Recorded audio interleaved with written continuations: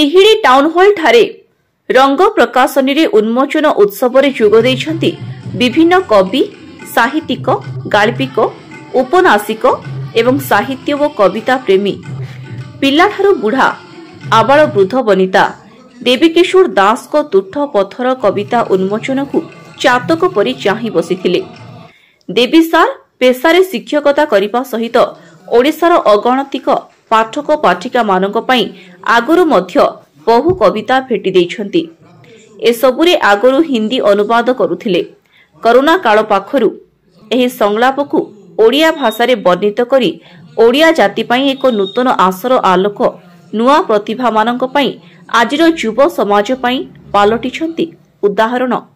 तांकर एही पुस्तक उन्मोचन करिबाकू विशिष्ट साहित्यक डॉक्टर अभय दास, तिहिड़ी महाविद्यालयर पूर्वतन अध्यक्ष उपन्यासिक मनोज महापात्र एवं अन्य माने तिहिड़ी टाउन हॉल रे समस्तंकु भव्य स्वागत करी पाछोटी नेई प्रदीप प्रज्वलन करी जातीय संगीत गान करी सभा कार्य आरंभ करिथिले। साहित्य व कविता विषय रे बहु चर्चा हेबा परे पुस्तक उन्मोचन होइथिला। एने आसंतु कवि कोन कहउछंती सुनिबा।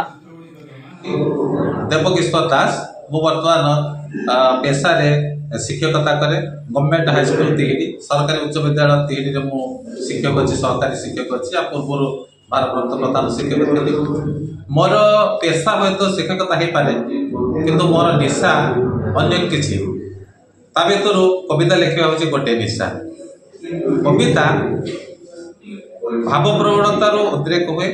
इंग्लिश अच्छी poem is the spontaneous overflow of mind.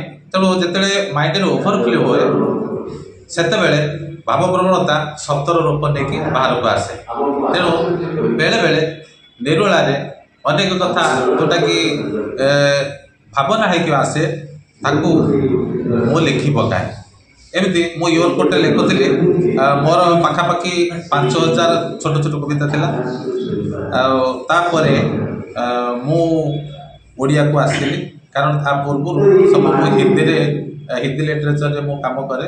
Hindi कविता लिखे। हिंदी सेमेठार देखि से नाटक लिखिबा बा गप लिखिबा कविता लिखिबा कि सब करन, किंतु केतबे किछि प्रकाश करन पेपर दबा बा मैगजीन में करिया। तुम सबले कहे तुम लिखुछ हजार हजार भी लिखिलणी, किंतु कहीं से गोटे बही गोटे प्रकाश करना। तापर जाओ अनेक दिन पर आमर माने इच्छा फलवती होती। बहुत खुशी। कवि पत्नी हिसाब से आपन केते खुशी अछि? पत्रिका बही संपूर्ण हैला बहुत खुशी अछि। साहित्य उपरे कोन कहबे सार आगामी जीवन भावुची से एमती सब लिखि चलतु। आहरी भी अनेक कविता उन्मोचित हो प्रतिभार विकास। तिहिड़ी आलोक पारिकों को रिपोर्ट, कामयाब टीवी।